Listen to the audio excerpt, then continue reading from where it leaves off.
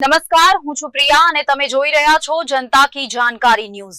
નજર કરીએ આજના સમાચાર ઉપર। લખતર વિરમગામ હાઈવે પર કડુ નજીક છોટા હાથી પલટી ખાતા સર્જાયો અકસ્માત।